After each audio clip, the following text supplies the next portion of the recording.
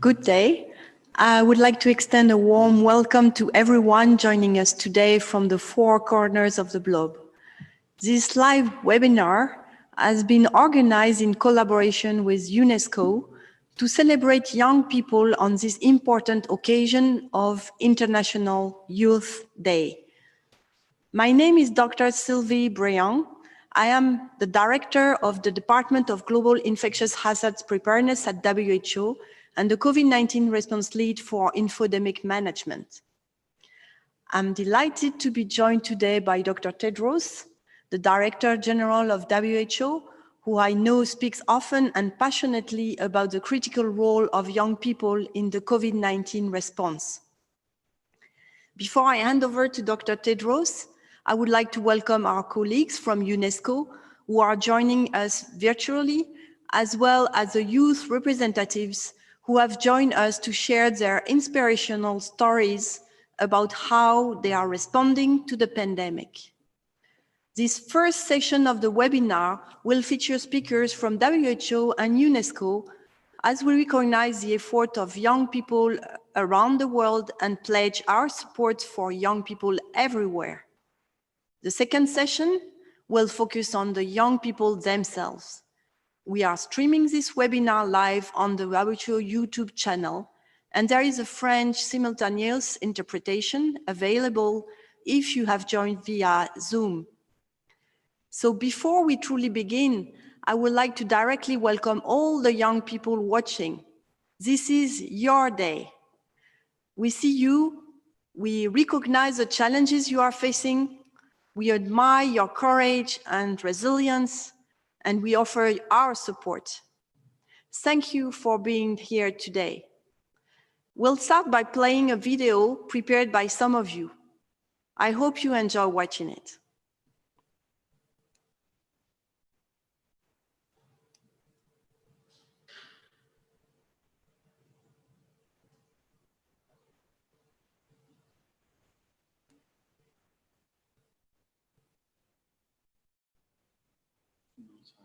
There's no sound.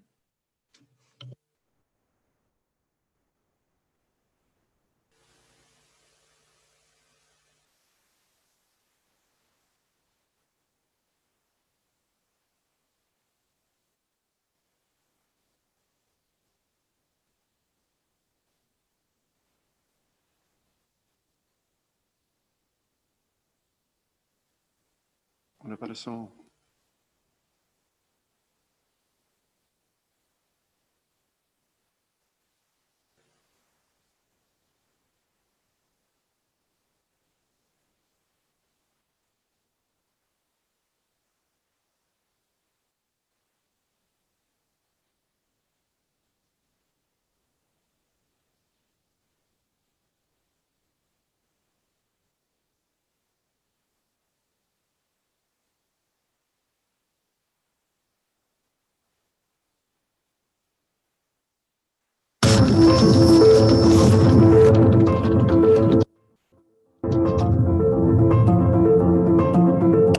As WHO Director General said, we are not just fighting an epidemic, we're also fighting an infodemic. So what was he talking about? well, there is so much information about COVID-19 out there that sometimes I don't know what and who to believe.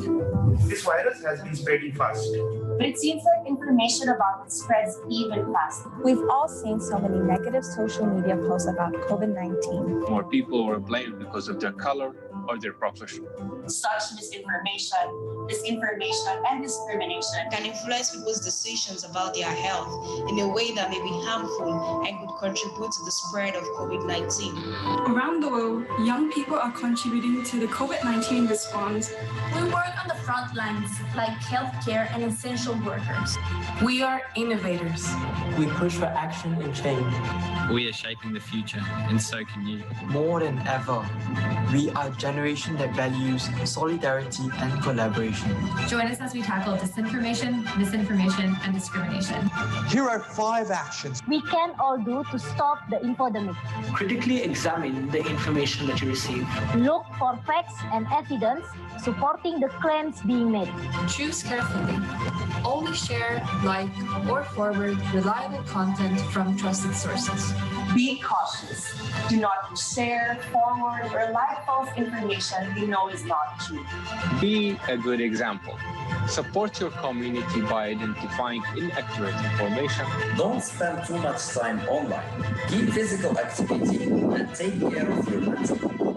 Together, let's stop the spread of disinformation and misinformation to get us through this pandemic safely. انشر الحقائق وليس الفيروس.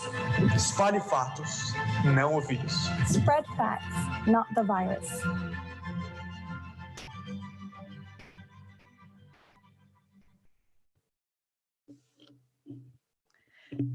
Thanks. And sorry for the little technical problems at the beginning with the sound, but it was really inspiring faces and words to set the scene for this event. It's now my honor to invite you to listen to our first speaker, who unfortunately cannot be with us in person, the director of UNESCO, Miss Audrey Azoulay, who has prepared a video statement for the occasion.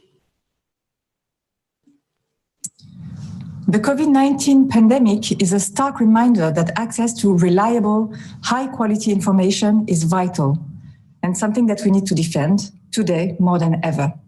This is what UNESCO does, especially through media and information literacy. But this is also what the World Health Organization does, working tirelessly at our side to ensure that the health crisis does not become an information crisis. Young people are essential to this process, and this is why on International Youth Day, UNESCO and the WHO are paying tribute to young people, youth organizations, and youth networks. During this period, you have played a key role, and you're still playing it, in fighting for the truth, especially on social media, where the stakes are so high. Through your efforts, you're helping us shape the world to come. Thank you very much, and bravo. Thank you very much. I'm certain we can speak on behalf of, I can speak on behalf of my colleagues in saying how delighted WHO is in the collaboration with UNESCO. We look forward to continuing to work together to support young people. Now I would like to invite WHO Director General, Dr. Tedros, to speak.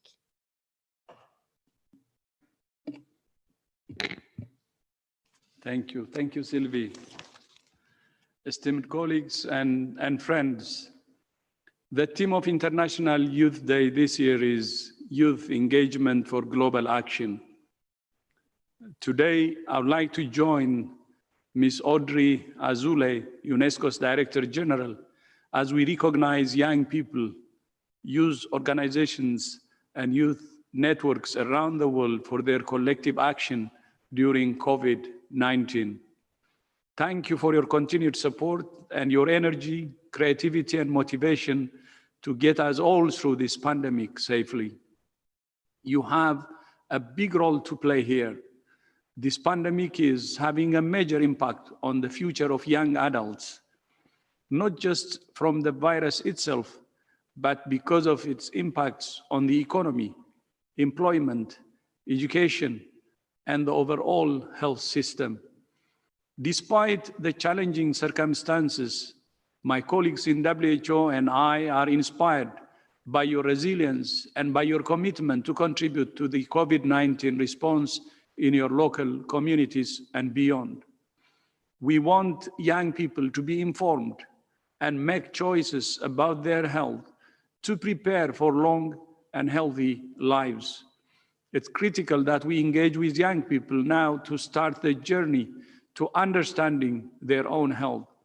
At WHO, we're working with young people so that we can better understand their needs and concerns as we develop our guidance for COVID-19 and other health issues. Although most young people are not at high risk of severe disease during this pandemic, they play an important role and share in the collective responsibility to help us stop transmission. We would like to help prepare young people for their important roles in the future, as health emergencies and disease outbreaks may become even more common. Young health professionals and students are on the front lines of this pandemic in hospitals, health centers, and testing clinics. Many young people are essential workers or volunteering to support their communities, delivering food and medicine to the vulnerable. Others have supported advocacy and risk communication initiatives, such as community radio to combat misinformation, an online hand-washing challenge, and translating and disseminating public health information. Other efforts include developing apps to collate COVID-19 guidance from reputable sources and running surveys to gather behavioral insights to better inform public health response strategies. I will leave you with three requests. First, I would like to call on organizations, institutions, and governments to listen, engage, and empower young adults as partners in action. Our future is their future. Second, we have to give young people a much larger role in political decision-making. Their voices often go unheard, even though more than half of the world's population is under 35 years old. The engagement of young people is essential as we confront the health challenges of today and the future. Finally, and most importantly, to young adults around the world, I say, think big and be bold. We count on you for your creativity and your fresh ideas. Your voice and engagement are needed more than ever, particularly as the world responds to this unprecedented crisis. Working together, all of us, old and young, from everywhere in the world, can overcome this pandemic. I thank you. Thank you very much, Dr. Tedros, for those inspiring words. We have now 3 questions that have been sent in advance by young people. And we would like to direct this question to you in hope that you will be able to provide your thoughts for all the young people listening. The first question is, young people have often been blamed in the media for driving the spread of COVID-19. Is the media exaggerating, or is it true that young people are responsible for the increasing numbers? You know, I have spoken, the DG of UNESCO has spoken, and we have many good experts here, my colleagues.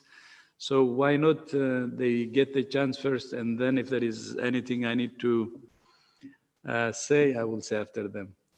So that would help, because then the world can see also that I have a very good team. Okay, thanks. Dia, you want to address the question?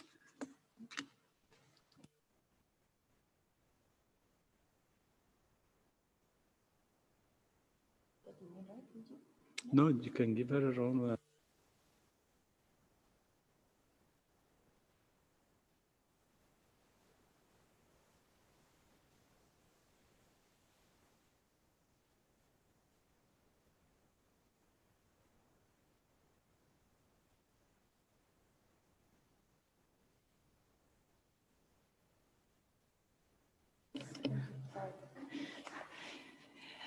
Thank you, Dr. Tedros, for the opportunity to answer this question, although I'm certain that the young people listening would certainly like to hear from you as well. I think with regards to the question that has been posed, in essence, no young people themselves are not responsible for the increasing numbers of COVID-19 cases. However, we do know that sometimes uninformed decisions can result in risky behavior that might increase the spread of COVID-19. There are many situations and activities that we know of that can increase the risk of COVID-19 transmission. We know large gatherings where physical distancing cannot be maintained, such as music festivals, or one such example. Also, poorly ventilated places where there is physical activity, like gyms and nightclubs. But we must remember, I think, that these situations and activities are not confined to young people only. It is the responsibility of each person, both young and old, to understand the risks that are posed by these situations and scenarios, and to be able to take personal decisions accordingly. And I think that would be what I would answer to that. And I don't know if you'd want to add anything, Dr. Tedros.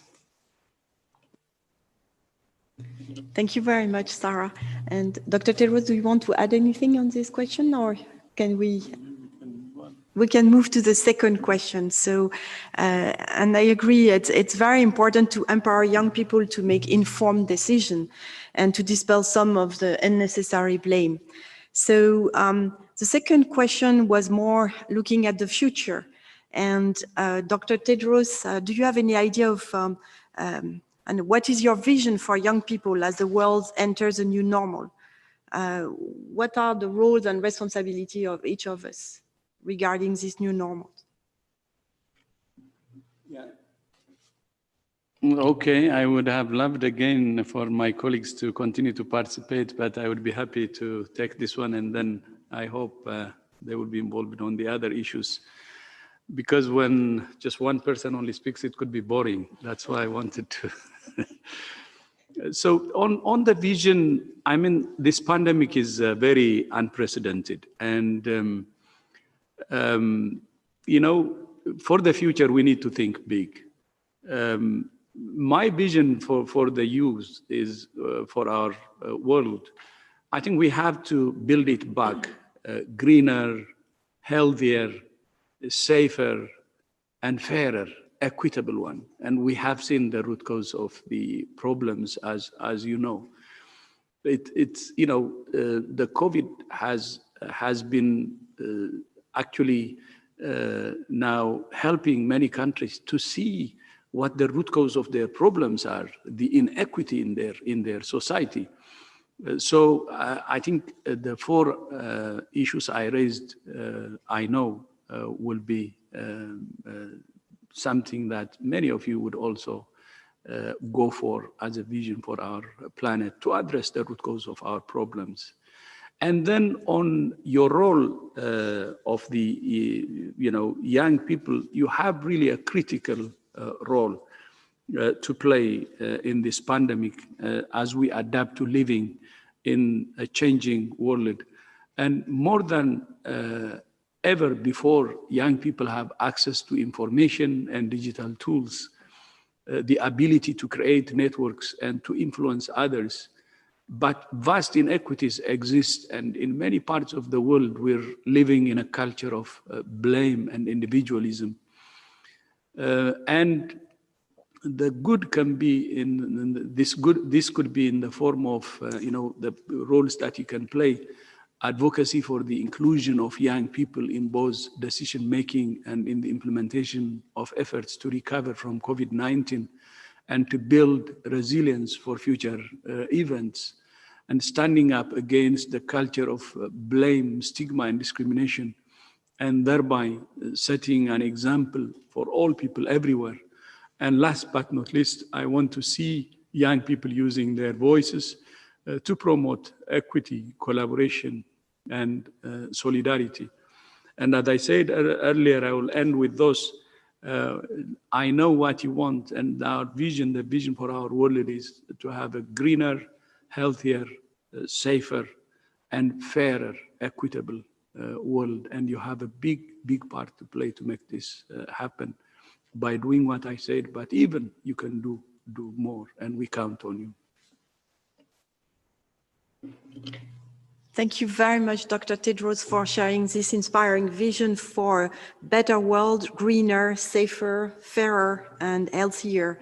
And by the way, it's never boring to listen to you. So we are, on the contrary, very happy to have you with us today because your wisdom and your experience are really important for everybody on Earth. So really, thank you so much for being with us. We have a last question. So if possible, if we can take a little bit more of your time, we would be very happy if you could share with us a personal story from when you were a young person.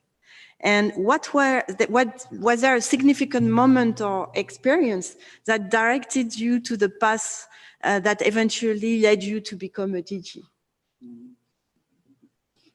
Yeah, I never planned to be a DG. I didn't know that I would be a DG. And even until 3 years ago, because when I started the campaign to be a DG, I was not working that hard, and people were saying to me, you are a reluctant candidate. So was never in my plan, and it just happened. Sometimes things happen. I always wanted to serve my country because I felt like, okay, my country needs more support than anyone, and anything I can contribute should be to my country. But probably after serving almost 30 years in my country, probably it was time to move on.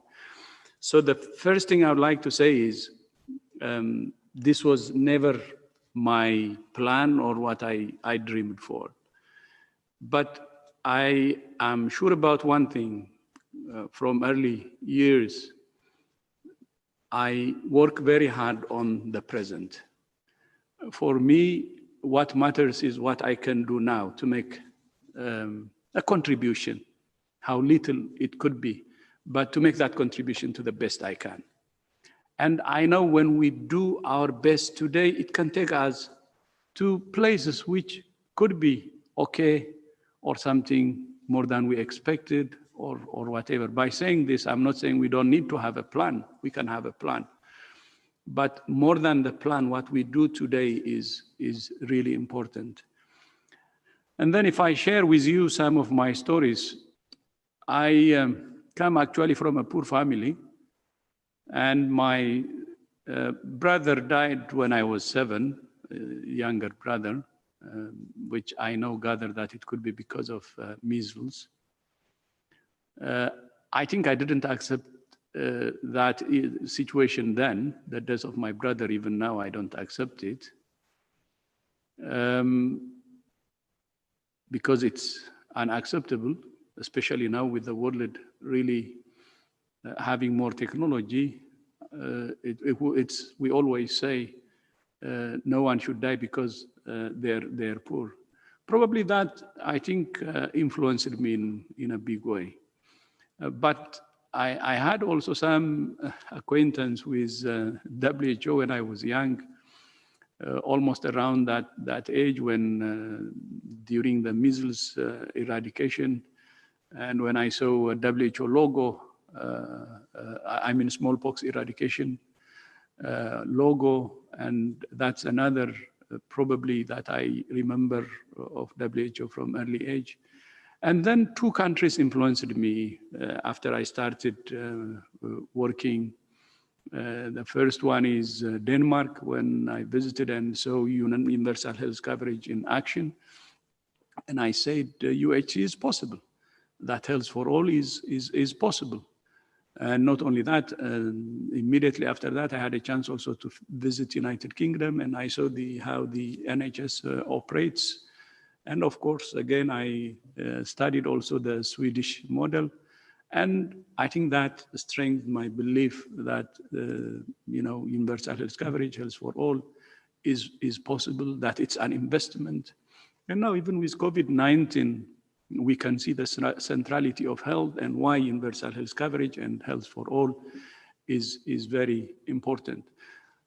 But that influence be it from Denmark or other places helped me to work hard in Ethiopia to make sure that our health system becomes better. And I had a chance to be a minister for almost 8 years, and I had the opportunity to contribute in whatever way I could with the excellent team I had and with the excellent leadership there was.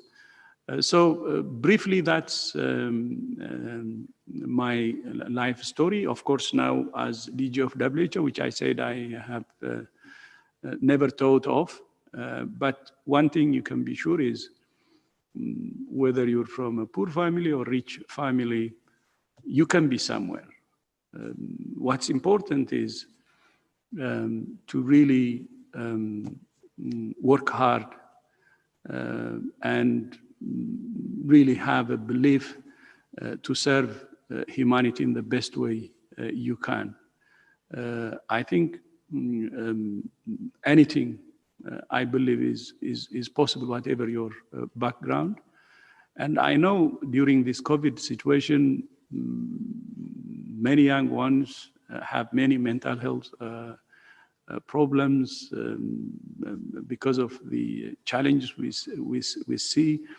And this is when a time for you when you need to be really calm and also keep in touch with your friends, with your people, and believe that anything is possible, this thing will change, and that you could be someone to contribute to the world the best way you can. But the first thing is you have to take care of yourself, and then take care of the rest of the world, because you have responsibility. Thank you so much. Thank you so much, Dr. Tedros, for sharing your personal story. And definitely we'll remember to focus on the present and on the action that we can do today. And today it's International Youth Day, and it's your day. And we still have a very nice program ahead to celebrate this day. I'm aware, Dr. Tedros, that your schedule is very busy and you may need to leave. We'll be very happy if you can stay with us a little bit longer, but if it's not possible, we'd like to thank you for your time, your words of vision, your advice, and all the support you have already provided to young people, and all the commitment you show for a younger generation. Thank you so much. Thank you. Now, building on the words spoken by Dr. Tedros, I would like to speak about the important role of young people in infodemic management during this pandemic.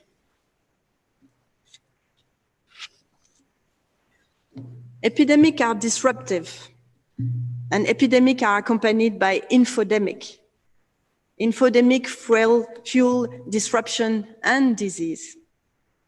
Young people, through actively combating infodemics, can reduce disease burden. I'm going to unpack this in a few minutes to describe what I mean. If we look back to the 14th century and the origin of the world disease, we find that it literally means a lack of ills, which can also understood as a trouble, discomfort, distress. While the word disease has evolved to refer to a specific illness, the original meaning still holds true. We know, and we have witnessed over the past 8 months, that disease outbreaks, epidemics, and pandemics results in individual level, community level, national level, and sometimes global level, as it is the case for COVID-19, discomfort, trouble, and distress. In addition to the illness caused by COVID-19, the uncertainty, fear, socioeconomic impacts, physical distancing measures, suspicion, and blame are all contributing towards a breakdown in social cohesion, trust, and solidarity. So I also need to talk about infodemic. For those who are unfamiliar with the term, an infodemic is an overwhelming amount of information that spreads rapidly as a virus. This information is good, accurate information, but it can be also false information, fake news, and sensationalized stories that create hype and fear. The infodemic makes it very difficult for people to discern what is accurate and true, and therefore make decisions for themselves and their loved ones about how to protect their health and prevent the spread of COVID-19. It's WHO true belief that young people around the world in diverse situations and contexts have a unique and critical role to play in combating the infodemic and supporting social cohesion, not just among their own peer networks, but across generations and cultures. Why do we believe this? young people are intimately connected with new and emerging information and communication technologies. Having a virtual and social network was not something new for young people, as it was for many older people who faced situations of self-isolation and quarantine during the pandemic. Young people can use this familiarity with the virtual social world and with communication technologies for good, to take pride in identifying trusted sources of information, to amplify accurate information from these trusted sources, and to speak out against misinformation and disinformation. Also to help others who are less digitally connected, to connect and access these trusted sources of information and to start conversation about issues facing young people and society more broadly, such as mental health, domestic violence, alcohol and drug use, disruptions to education. By talking about this issue and seeking trusted advice and guidance, we expose the issue to a collective scrutiny and enable the co-creation of solutions. This is how young people can build social cohesion, solidarity, and a stronger youth community for the future. Let me give you an example. Imagine you are in a community where young people are struggling to adapt to living under lockdown. They are fearful, bored, and isolated, and many have turned to alcohol as a coping mechanism. The problem is that alcohol use exacerbates existing mental health concerns, affects physical health and learning, affects family life, and more. Perhaps young people do not have access to guidance and support about coping during the pandemic and the dangers of alcohol use.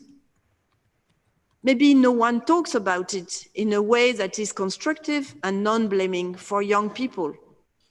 So young people don't access the help they need. Imagine now that one engaged young person stands up, convenes a group of trusted friends and start a conversation. They acknowledge that what they are facing, they devise ways to access helpful information, they start an online community to support others locally, they reach out to experienced people, their local initiative gives others the courage and inspiration to do the same. The network grows.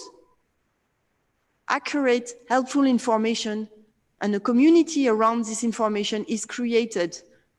It allows young people to face and solve issues together.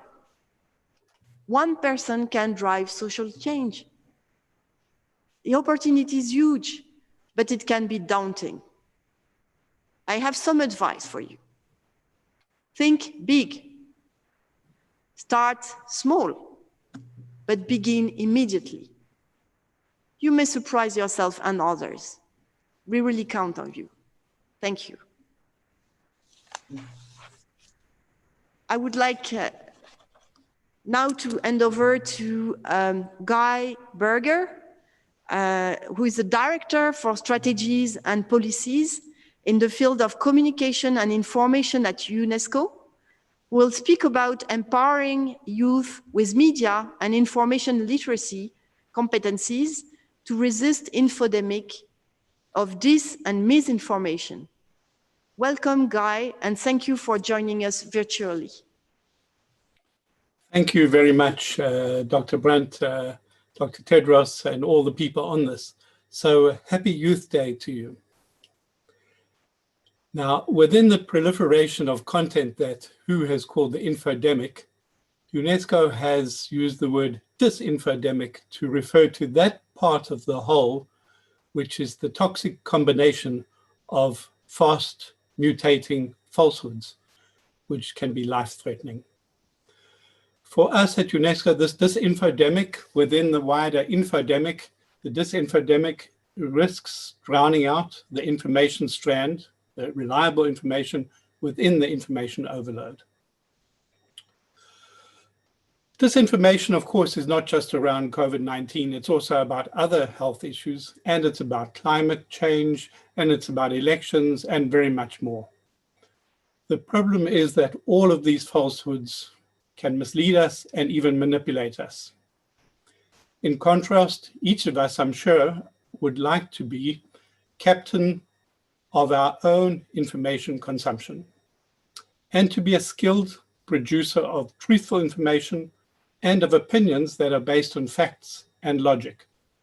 So this is why media and information literacy, MIL for short, this is why MIL is needed to counter the disinfodemic and for much more than COVID-19. MIL is about knowledge. It's about knowing that there is a difference between truth and untruth. But also we need to know that there are some things we can't as yet say are clearly true or false. The science about airborne infections from COVID-19 is not yet finalized, for example. There are indeed proven facts, there are indeed proven falsehoods, and we should know the difference. At the same time, there's also legitimate debate about what facts are the most important and what they mean for actions like the policy actions of our governments. MIL teaches us, media and information literacy teaches us, that we have a right to freedom of expression, and this right entitles us to disagree with and debate government policy responses to COVID, for example. This should not be at the expense of facts, but it should be by bringing in values and perspectives about what policies might work best in terms of the trade-offs, in terms of what are the costs and benefits for young people, for example. MIL also teaches us that we have a right to know. This applies to things like getting the full picture of COVID statistics, not just selective or politically motivated numbers. We also have a right to know in detail what the internet companies are doing and are not doing in the fight against disinformation on their platforms. So MIL is about our rights. Our right to health depends on our right to impart and transmit information and our right to receive it as well. Our fundamental rights should never be damaged by steps taken against disinformation. Any such steps need to be in law, proportionate and necessary to the objective of securing public health. When steps go beyond this, they infringe on our basic right to freedom of expression. In summary, we need knowledge and we need skills to deal with truth and falsehoods, with uncertainties and debates, and we need to assert our rights. And that's why we need MIL. How do we get there? Well, when we've got these, we can protect ourselves against disinformation. But how do we get them? It's not just about passive learning to become media and information literate. It's not just about receiving knowledge and skills. It's fundamentally about a dynamic co-creation of competencies through ongoing dialogue. MIL is a process, not a one-way transmission. It's not a vaccine that you can get that will inoculate you against all disinformation for all time. This is why UNESCO refuses to see youth as if young people were simply objects, as empty receptacles who should get a dose of MIL. Instead, for us, young people must be co-leaders and co-creators of MIL in a dynamic way, responding to the changing disinfodemic virus. So what this means is that MIL should not only be for youth, amongst other age groups, MIL should also be of youth and by youth. And this is the rationale of the Youth Committee of the UNESCO-Led MIL Alliance. You will shortly hear from a committee member of this alliance. Let us today also celebrate these youth leaders. I like to call them MIL-itants, militants, media and information literacy itants, militants. Recently, we've worked with these activists in over 140 youth organizations, half of which are in Africa, to integrate MIL into youth group activities. This is an institutional approach, which is important because it's sustainable, much more than if we just target individuals, atomized individuals. Together with the youth, we are now at UNESCO preparing guidelines for youth organizations how to integrate MIL into their ongoing activities. The last thing I want to say is that young people are also co-leaders in planning the 2020 edition of what we call Global MIL Week, Global Media and Information Literacy Week, which is the last week of October every year. The theme this year is resisting the disinfodemic, media and information literacy for everyone and by everyone. And building on last year's MIL Week, there will be a global youth hackathon this year to try to explore practical initiatives to come up with solutions that can deal with the disinfodemic, especially in regard to COVID. So this is the invitation that UNESCO is making to young people. Make full use of this global MIL Week. It's there for you. You can check the UNESCO website to get the details. You can build your knowledge, your skills, your ideas, you can get terrific tips on what you can do. You can organize events and you can participate in global events. I will post the link in the chat as soon as I'm finished. So in short, get involved. As Dr. Brand said, immediately think big, start small, but get involved now. Organize activities because the future depends on you. Otherwise, we will all become victims of the disinfodemic. Thank you very much.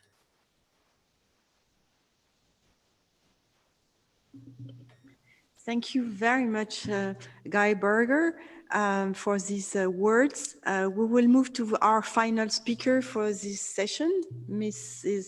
Dia Saminarsi, Special Advisor to the Director General, Dr. Tedros, on Youth and Gender. Dr. Saminarsi. Thank you, Dr. Bria. Good afternoon, evening, morning, youth participants across the globe, esteemed colleagues. I would like to begin with conveying my utmost appreciation to all of you.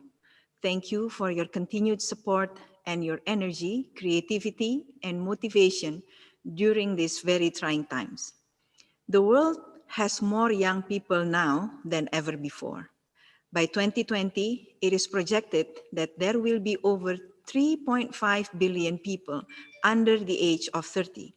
Presently, there are 1.8 billion people between the ages of 10 and 24, and 89% of this age demographic lives in low and middle income countries.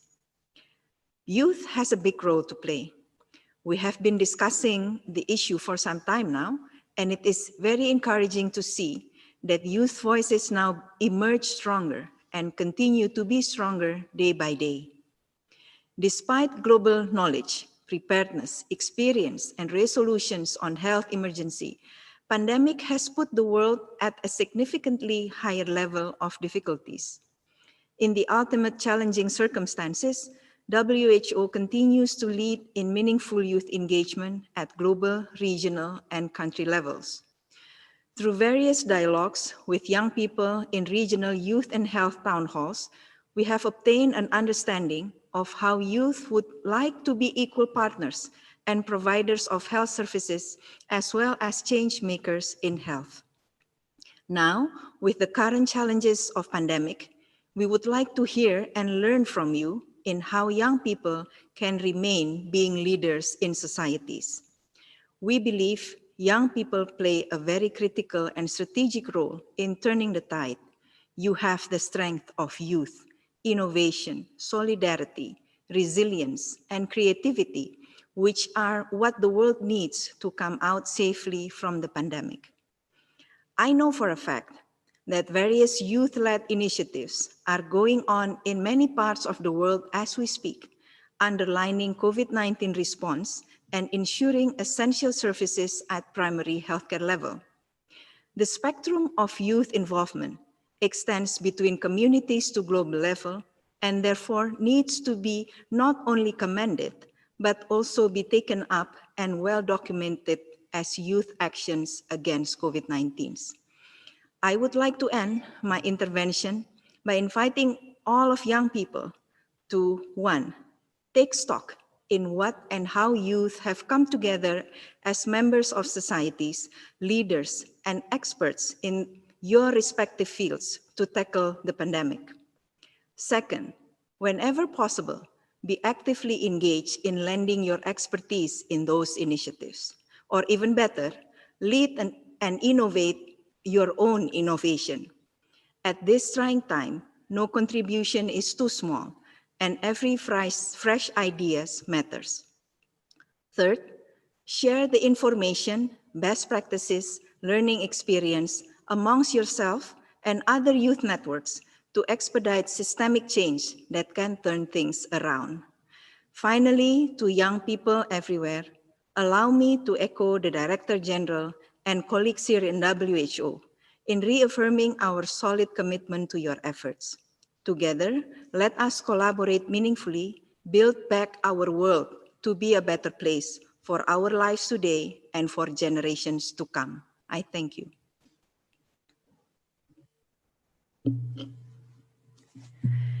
Thank you very much, Dr. Tedros, Ms. Azoulay, Mr. Berger, Ms. Saminarsi, for your time today and thoughtful and encouraging and inspiring words.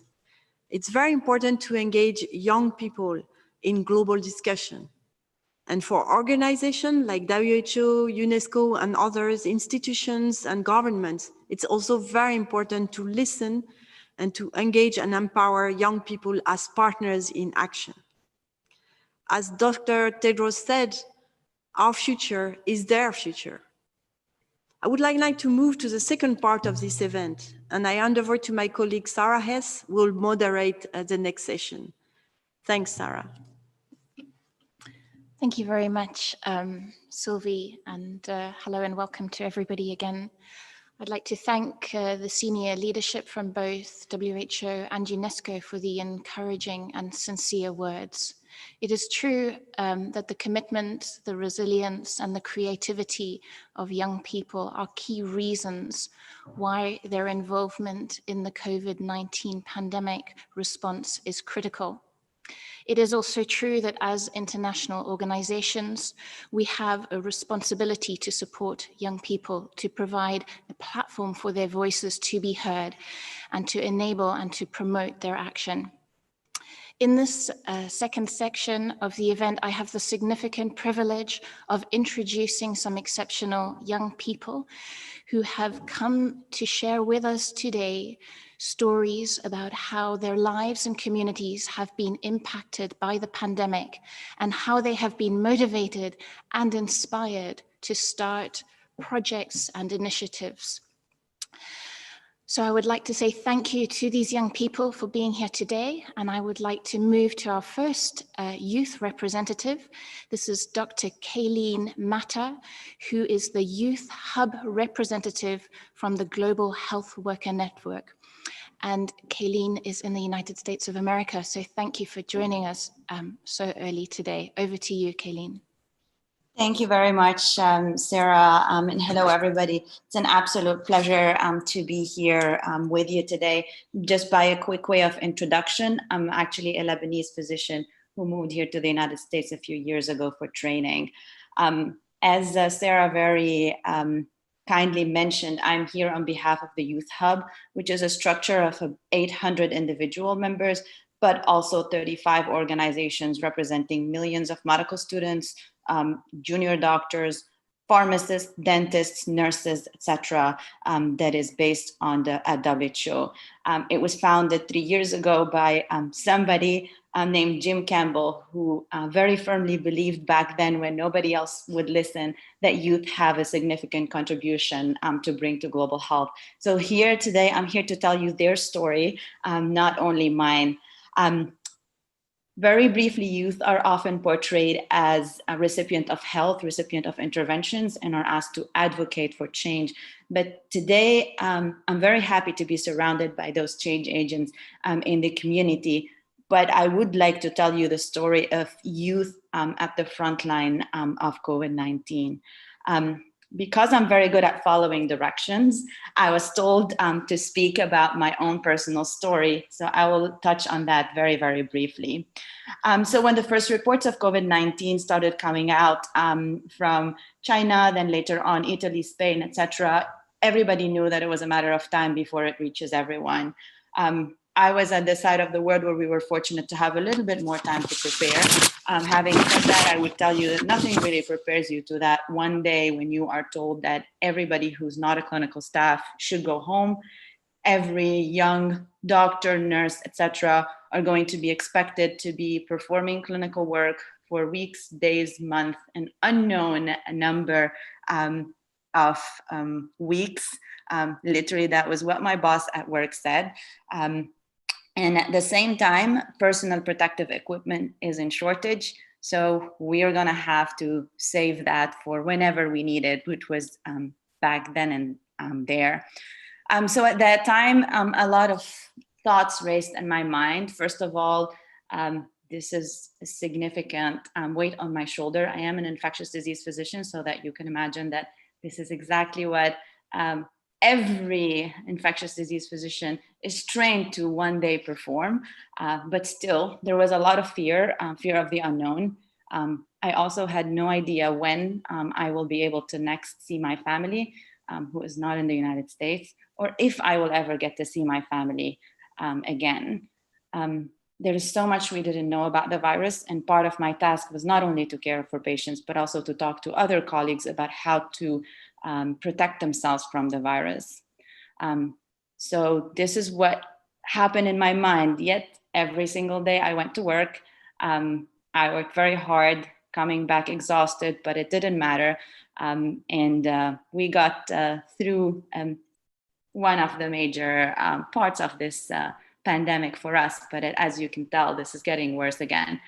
Other colleagues on the front lines were doing a lot of different interventions in order to protect patients, to keep them out of the hospital, to provide rehabilitation services after COVID-19 infections, or providing community outreach, care at home, at local pharmacies, testing, as well as quite a bit of awareness. So a big shout out to all my colleagues in the Youth Hub and healthcare workers around the world.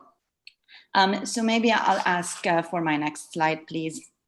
I have chosen not to share photos of healthcare workers, but rather those illustrations that were made by healthcare workers themselves, and to tell you a little bit how youth in the health workforce are feeling right now. So in the illustration on the left side, you see this superhero, which is what initially many people saw healthcare workers as. Unfortunately, due to misinformation, we are actually seeing violent attacks, especially on young people who are caring for COVID-19 patients in the communities in many parts of the world. What you see on the right is what the face of every healthcare worker at the end of the day looks like these days. And this is something we have learned to live with, but it certainly is nothing very easy. So I can have my next slide, please. Those are additional illustrations where it really feels sometimes very, very lonely as healthcare workers, where we feel like the weight of the world is on our shoulders. We are really in between COVID-19 and the planet. And certainly, again, I keep repeating myself, but misinformation is not helping at all. So maybe I'll get the next slide, please. This is just an illustration to tell you how, again, how healthcare workers are feeling every single day. All of us have lost patients, very many patients, where we are actually the only people at their bedside whenever they're dying because their families could not be there because of COVID-19. All of us have lost colleagues. Some of us have lost family members. And at the same time, sometimes it is human, but we think, why are we doing all of this when we see people out there who are telling us COVID is not real, they're not taking precautions, they're just thinking that, you know, this will pass, or I will not get sick, you know, I am young, I am healthy, or not necessarily I am young, I am healthy, nothing's gonna happen to me. So this is another illustration of a lot of our feelings and emotions on a daily basis. And I know that I speak for a lot of the colleagues out there. Maybe I'll have my next and final slide. So, well, before last slide. These are photos of healthcare workers who have lost their lives to COVID-19. As of right now, there are numbers quoting 90,000 healthcare workers who have been infected around the world. In reality, we know that this is a gross underestimate. We have no idea how many healthcare workers have lost their lives. We have no idea how many young healthcare workers have lost their lives. And we know that with every single epidemic and pandemic around the world, those of you who know people who contributed to the 2014 Ebola outbreak know very well that young people are always the front line of every epidemic and pandemic. We have no count of how many have been infected. We have no count of how many have died, and we don't know which age group they belong to. And I think that this is something that today I'd like to ask you all to help us advocate for more transparency, for government openness, and for accurate reporting of healthcare workers' infections around the world. You know, WHO has tried very hard to provide tools for counting and reporting, but this is a two-way street. WHO can provide as many tools as they want. If nobody's using them, we will never really know what those numbers really look like. This is, I hope I will leave you with that, and that you'll keep in mind healthcare workers on the front lines who are getting infected, losing their lives, losing their livelihoods, and potentially some of their family members as well. And I'll take my last slide now. I will tell you that the Youth Hub is doing very many projects in relation to COVID, especially looking at education and what COVID-19 has done to education of students and early career professionals, cutting it short, putting them very early on the front lines because they are needed, et cetera, and that's one amongst the many projects that we are doing. So if you are interested in healthcare workforce issues, please do feel free to join us. These are some of the addresses over there. You can email us and you can fill out the form to join the hub, and I'd certainly be happy to put that in the chat as well. Again, thank you very much for the opportunity to be here, and back to you, Sarah. Thank you so much, Colleen. It really is with deep respect that we listen to your stories about young people and young health workers who are really in the heart of the COVID-19 response. I'd like to now hand over to our next youth representative, Beatrice Bonami. Beatrice is the Youth Ambassador for Latin America and the Caribbean countries as part of the UNESCO-Led Media and Information Literacy Alliance, and Beatrice is from Brazil. Beatrice, over to you. Thank you, Sarah, for the introduction. Hello to you all. I'm Beatrice Bonami from Brazil, as Sarah introduced. First, I would like to thank the World Health Organization for inviting me to be here today. It is an honor to speak among such brilliant, influential minds. Hello to Sarah, Daniel, and Lahiru, and whom I have been working with for the past few months. And you can pass on to the next slide, please. I'll first tell you a personal story as was requested, and then I'll detail the campaign I'm here to talk here about today.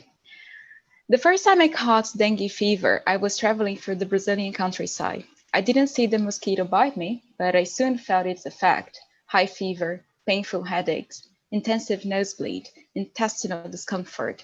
I had not experienced anything like this before. The nearest hospital was over 500 kilometers away. But after suffering for days, I was terrified. I did not think there was another option, and I decided to take a bus. I must have looked as bad as I felt, because a local woman caught my eye and took a seat next to me when I arrived to the bus station. I explained my plight, and to my surprise, she smiled and said she had exactly what I needed. 5 minutes later, she returned with a local drink made from a specific tea leaves and a small dose of a specific painkillers, not aspirin. I couldn't thank her enough. For my surprise, she wasn't a health worker or a physician. She was a young, common citizen that learned those facts from listening to the radio. She pointed to a speaker at the bus station. The radio playing over the speakers was no longer playing music, and instead of commercials, there was an informational broadcast of how to deal with medical issues, such as malaria and dengue. That day, I realized how powerful the communication of education can be. It doesn't matter where or how. When good quality information can flow into society, and especially into isolated areas, education is no longer just something taught in schools, but becomes a survival strategy for millions. The Health and Information Literacy Access Alliance is a project run by our group of youth ambassadors from GAPMIL UNESCO. We are committed to break the COVID-19 disinformation cycle in marginalized communities who lack access to credible resources of information as a result of lack of internet connection, different accessibility needs, and or existing socioeconomic inequalities and injustice. My co-youth ambassador, Bushra Badi, and I started the project in February, just as the impact of COVID-19 began to manifest itself aggressively around the world. We coordinated then 10 media and information literacy task forces around the world. These included focusing on marginalized communities such as minority populations in India and Egypt, indigenous people in Canada, and populations in South America who do not speak the official language of their own country. Of these South American populations, the Amazonia region was by far the most challenging one. It was a perfect storm of high infection rates, low-income communities, unemployment, famine, endemic disease, high levels of misinformation, and a mixture of different languages. You can pass on the next slide, please. With local stakeholders, we created a package of items we could provide at short notice that would make the highest impact. With the University of Amazonas, HBO, and UNESCO, we then created a successful crowdfunding campaign to sponsor this work. In a short period of time, we raised 1.2 million reais, Brazilian reais, which is about 250,000 US dollars, and we are much grateful for that. Just 4 weeks ago, our first package of health, educational, and food supplies reached the Amazonas, just as the pandemic was peaking in the region. You can point to the next slide, please. Our training program got people engaged in combating misinformation and even got some youth back into employment, which was such a gift for us. We encourage families to share their soap and hand sanitizer home recipes within their communities, a strategy that worked for people to wash their hands more regularly. At last, the communities themselves proposed a photo and video contest to see who could make the most attractive and functional face masks, which has boosted knowledge about masks and has proven a strong weapon against disinformation. Our work continues to this day and has now reached almost 1,000 families in Amazonia alone. Coronavirus is not only fought in hospitals and research laboratories. Increasingly, we have seen that human behavior can make or break the resistance to the virus and can lower the curve, which keeps hospital beds free, keeps frontline staff at work, and crucially, keeps people alive. Pass on to the next slide, please. As I sat shivering in the remote bus station waiting for a 10-hour bus ride to the hospital many years ago, I had no idea how to recover, and help felt a long way away. Around the world as we speak, the same is being felt by marginalized communities, but much, much worse. Not only is COVID-19 far more deadly than dengue, it cannot simply be alleviated with a specific tea leaves or specific painkillers. While we are proud of our efforts, the battle, of course, is not yet won. The fight against COVID-19 is a marathon, not a sprint, and we must be prepared for that. But in a world of big data, it can be easy to consider the most vulnerable groups just a statistic, and our project will prevent that. Thank you so much. Thank you very much, Beatrice. We're often asked, what are we doing to reach the most vulnerable and those who are not digitally connected? And I think it's inspiring to see that the work that you're doing is filling that gap for sure. I'd like to now pass to our next youth representative, which is Lahiru Elvitigala. Lahiru is representing the COVID-19 Youth Survey. Lahiru, welcome, and you have the floor. Thanks very much, Sarah. It is indeed a privilege and an honor to be here with all of you today. So thank you very much for this opportunity. My name is Lahiru Elvitigala, and I am part of the Global Shapers community. But today I'm going to be talking about an initiative that we work together with 3 other youth organizations, namely the International Federation of Medical Students Association, the HeLa Alliance, and the More Viral Than the Virus movement. And this initiative is this COVID Youth Survey. I remember when COVID-19 first hit Denmark in late February 20, which is where I'm working right now. And I remember feeling a lot of confusion. I mean, what exactly is going on over here? Next slide, please, Kat, if you don't mind. Just as you can see with this person over here, I definitely wasn't as happy, but very much confused and uncertain about what's going to happen for the future. I have to work from home. I can't meet my friends and family.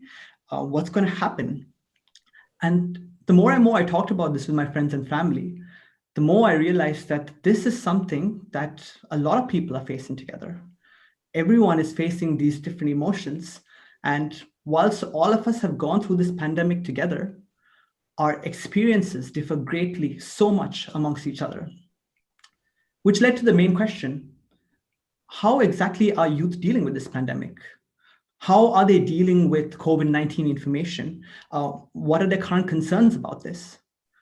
So in order to tackle this issue, the 4 youth organizations got together to create this Google survey.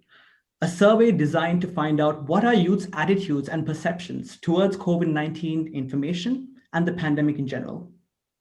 So we translated the survey into 8 languages in total. And with our collective effort, we were successfully able to receive 2,666 responses from youth, which is 30 and below, from 130 countries. And today I'll be talking just a bit about the findings that we got. Thanks very much, Kat. So the first finding: which channels are youth using to refer to for COVID-19 information?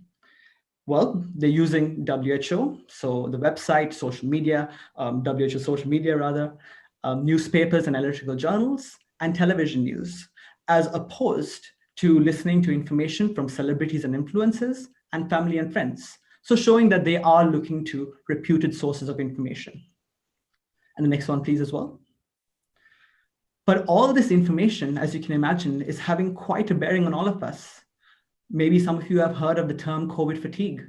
That is indeed what youth are feeling right now, where 51% said that they are tired and 42 people are feeling anxiety from listening to COVID-19 information. And the next one as well, thank you very much.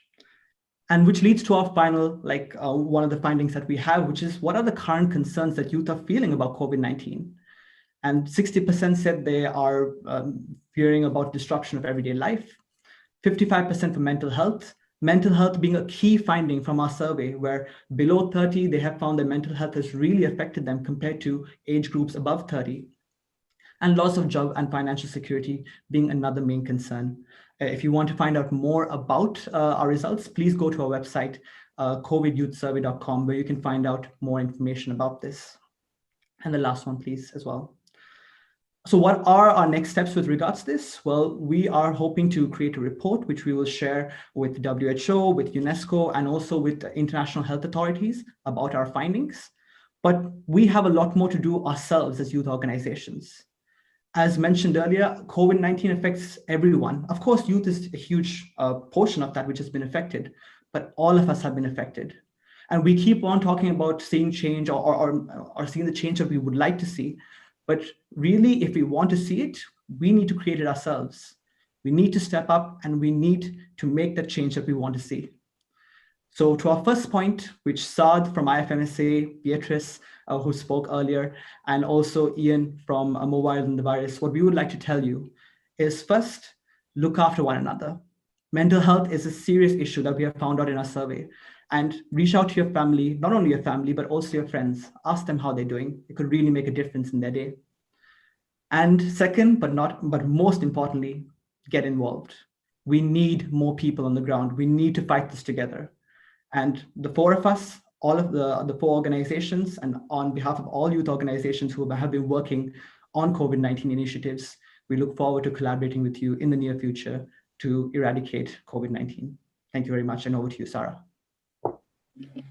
Thank you very much, Lahiru. It really has been an honor working alongside you and the other youth representatives over the last couple of months and witnessing your professionalism and passion for your work. I'm now going to pass to Daniel Nwaizi, who is the Global Coordinator for the UNESCO-Led Media and Information Literacy Alliance in the Africa Youth Movement. And Daniel, I believe, is in Nigeria at this moment. Daniel, over to you. Yes, I'm in Nigeria. Thank you very much, Sarah Hess. I want to believe everyone can hear me, and I'm so happy to be here and to share some of the experiences we're doing from the global level down to the regional levels and to the local level. So I don't know, can you help me with the slides, please? So yes, the first slides. One of the things we discovered was that a lot of people did not trust, there were people building, they were losing trust in the government, and disinformation became a very, very key important figure during the pandemic because people were relying more on information that were not true, on informations that were completely false or not verified. So with support from UNESCO, yes, GAPMIL is supported largely by UNESCO and it's led by UNESCO. We came up with multiple ways that we can help young people access this information. My colleague Beatrice has talked about the Hyla Alliance, where they worked with locals in the Amazon forest and other issues. So one of the first things we did was to have talk about how young people can combat COVID-19. So we discussed issues from misinformation to disinformation. We discussed about mental health. We discussed about AI ethics, and discussed about learning and staying at home, parenting, and things like that. And then coming down to Nigeria, one of the issues that we raised was, what about if we highlight the impact that young people are doing at the local level? And that was why through the Nigerian messages, we talked about issues like the COVID positive stories. This was where young people were highlighting the impact and the effort that young people were making around COVID-19. Those that are working in the health sector, those who are working in the media and information literacy sector, those who are working in the education sector, and multiple issues like that. Please, the next slide. The next slide, please. So one of the things that we also did was that a lot of our ambassadors, we work with ambassadors from across 5 different regions that UNESCO works in, Middle East and North Africa, Asia Pacific, the Caribbean, North Africa, Europe, and North America. So one of our ambassadors, Mohamed Assad, he jointly is an innovation scientist and a third person. He worked with MFNet, and they were able to develop a solution-based data collection in Jordan, where they were able to trace contacts of people that were infected with COVID-19 and be able to reduce the impact of the community spread of COVID-19 in Jordan. And I also wanted to highlight the work of Poland Topman. Who works with the all European academies. And here they work a lot with issues around science, misinformation, and disinformation. And then Poland is also one of our regional coordinators in GAPMIL. So what they do is to work with young scientists, work with young educators, and see how to simplify information and see how to increase access to this information so as to reduce disinformation and to ensure that people have the direct access to the facts and the figures and the information they need towards their health. So the next slide, please. So coming down, I also wanted to highlight the importance of the work that was inspired by GAPMIL, which is Lis Liberia. Lis Liberia was started by Mohamed Fobaris from Liberia. He's also one of our regional coordinators. So what Lis Liberia did was that young people did not know where they could get access to information or where they could get training. So they built like a community center whereby young people can come at whatever time they want to have this kind of safe space and safe community to discuss about their health, to discuss about finding solutions to their health. Because one of the things also is that people are scared as to the stigmatization around, oh, am I infected with COVID-19? What would I do once I'm infected? So they built this community of young people in Liberia whereby it creates a safe space for them to share their ideas and share their implementations. And then downwards also to Jordan, Shirin Nani was inspired by the work that we do, and also by attending the Global Media and Information Literacy Week, which Mr. Ghebreyesus had mentioned in his earlier presentation. And this inspired us to start an MI initiative alongside the Global Shapers in Jordan. And what they do here is to work with young people, especially in refugee camps, who would naturally not have access to this information. Beatrice mentioned that they tried to go to the Amazonian forest, and also what Shirin tried to do was to engage young people in refugee camps who don't have access to these facilities, and to work with them over a period of 4 months and ensure that they have the right skills and the right information that they need. And to round up, I also want to talk about one of the key campaigns they were leading as Ghebreyesus Youth, which is called the MIL Cliques. And this helps to build creativity and to build intercultural citizenship, knowledge and literacy amongst young people. As you can see on the screen in the next slide, it's a community of young people who are collectively sourcing information, collectively sharing this information, collectively holding themselves responsible, and collectively making information accessible to fellow young people like them. So we're global citizens. We work with the mandate to process MIL for all citizens. And as MIL Clickers, you have access to this platform of over 5,000 young people being managed by UNESCO to be able to share information, to be able to receive valid information from young people around the world. Below that, you can see the website where you can read more about MIL Clicks and where you can ask, where you can take the commitment to be an MIL Clicker and get access to relevant information and get access to the relevant tools and services that you need. So as young people in Ghebreyesus, we're trying to ensure that young people have access to the information that they need. And one of the things that drove me or that inspired me is that it's a popular African proverb that says, until the lion learns to talk, the story of the hunt will always glorify the hunter. So young people need to learn to start being a voice for themselves, need to learn to start supporting themselves. And that was why that was the idea behind the community, to ensure that we have access to the right information. So that is my light slide. Thank you very much, Sarah. Thank you so much, Daniel, for your presentation and also for the invitation for young people around the world to become MIL Clickers. I'm sure you will have many people signing up. We're going to stay on the continent of Africa now, and our next and unfortunately final speaker is Alawia Magali, who is a young reporter from RX Radio in Cape Town. Alawia is going to introduce herself very briefly, and then we have a recorded video statement. Welcome, Alawia. Hi, thank you for introducing me. I don't think there's anything else I have to say, but as you guys know, I am Alawia Magali. I am from Cape Town, and I'm a reporter at RX Radio, and I hope you enjoy the presentation. Thank you. Thank you, Alawia. We will watch. My name is Alawia Magali. I'm a reporter at RX Radio, a radio station by and for children based at the Red Cross War Memorial Children's Hospital, Cape Town, South Africa. I'm one of 100 child and young reporters that have been trained at RX Radio since it started in 2016. At RX Radio, children are always behind the mic and are an active part of production. We design our own shows and host it as well. We choose our own music, write our own scripts, invite and interview guests, and even plan our own fundraising events. When coronavirus hit South Africa, we decided to record children's experiences of the pandemic and help them engage with adults like parents, healthcare workers, professionals, policymakers, to show them that us as children have a key role in shaping the response to the coronavirus. This is when the children's voices on COVID-19 was born. Using WhatsApp voice notes, we have collected and shared experiences from children all over South Africa, and as well as collected voices from China, Argentina, and the United Kingdom. We gathered experiences from parents, healthcare workers, interviewed important guests, and created public announcements. A moment that really stood out for me during this pandemic, I wouldn't say it kind of stood out for me, but I'd say it's very interesting because one of my brothers has been tested positive. We would have never known that he had the coronavirus because there was no symptoms. And then after he had to actually self-isolate himself at home with us. So my auntie came over, which was a nurse, and she told us that we shouldn't treat him as a germ and just treat it as a flu, and that's what we did. And then afterwards, when he recovered after his self-isolation, all my aunties and uncles got the coronavirus for some reason, got tested positive because they've been showing signs and things like that.